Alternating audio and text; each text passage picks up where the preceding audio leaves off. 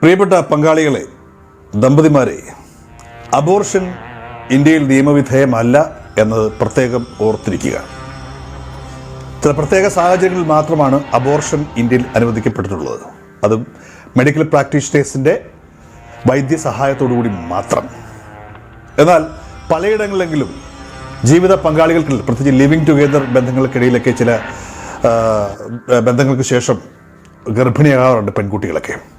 ഇത്തരം സന്ദർഭങ്ങളിലൊക്കെ അവരുടെ പെർമിഷനോട് കൂടിയോ പെർമിഷൻ അല്ലാതെയും ഒക്കെ മന്ത്രവാദികളെടുത്തു പോയി, ഉസ്താദിനെടുത്തു പോയി, ചില മുറിവൈദ്യന്മാരെടുത്തു പോയി, ചില മെഡിക്കൽ ഷോപ്പിൽ പോയി മരുന്ന് മേടിച്ചൊക്കെ എടുത്തിട്ട് അബോർഷൻ നടത്താറുണ്ട് ചില ആൾക്കാരെങ്കിലും, പുറലോകം അറിയാതിരിക്കാനായിട്ട്.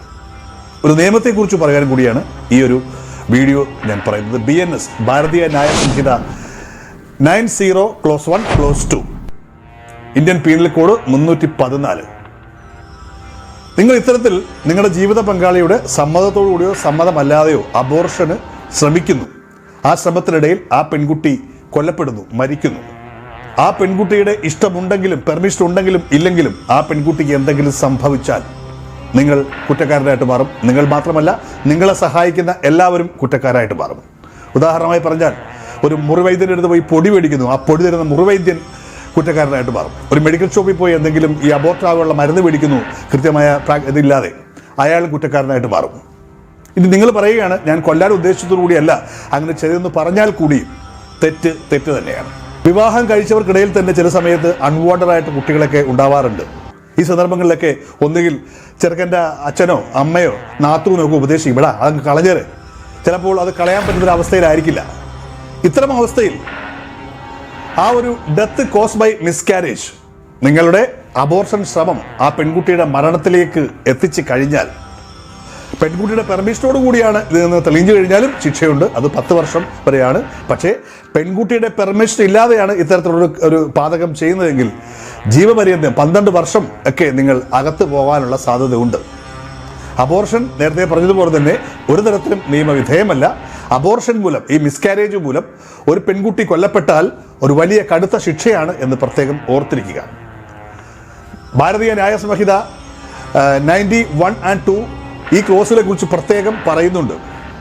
ചിലപ്പോൾ നമുക്കൊരു ഡിഫൻസ് ഒക്കെ പറയാറുണ്ട്, ഞാൻ കൊല്ലാനുള്ള ഉദ്ദേശത്തോട് ചെയ്തതല്ല, അബോർഷന് വേണ്ടി ചെയ്തതാണ്. പക്ഷെ അതൊന്നും ഇവിടെ കാരണമാകുന്നില്ല. അബോർഷന് വേണ്ടി നിങ്ങൾ ശ്രമിച്ച് ആ കുട്ടിക്ക് എന്തെങ്കിലും സംഭവിച്ചു കഴിഞ്ഞാൽ നിങ്ങളുടെ മെൻസറിയ ഇൻറ്റൻഷൻ ഉണ്ടോ ഇല്ലയോ എന്നുള്ളത് രണ്ടാമത്തെ കാര്യമാണ്. നിങ്ങൾക്ക് അങ്ങനെ ഒരു ഡിഫൻസ് പറയുവാൻ കഴിയില്ല.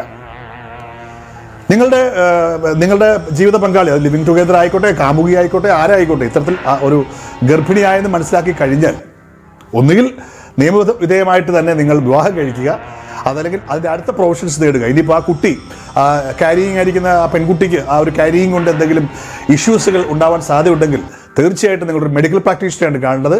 അവരുടെ നിർദ്ദേശപ്രകാരമാണ് അത് ചെയ്യേണ്ടത്. അല്ലാണ്ട് ഉസ്താദിൻ്റെ അടുത്തോ മുറിവൈദ്യനെടുത്തോ പുരോഹിതനെടുത്തോ ഒക്കെ പോയിട്ട് പൊടി മേടിച്ച് കലക്കിയോ ചവിട്ടിയോ ഒന്നും കലക്കാൻ ശ്രമിക്കരുത്.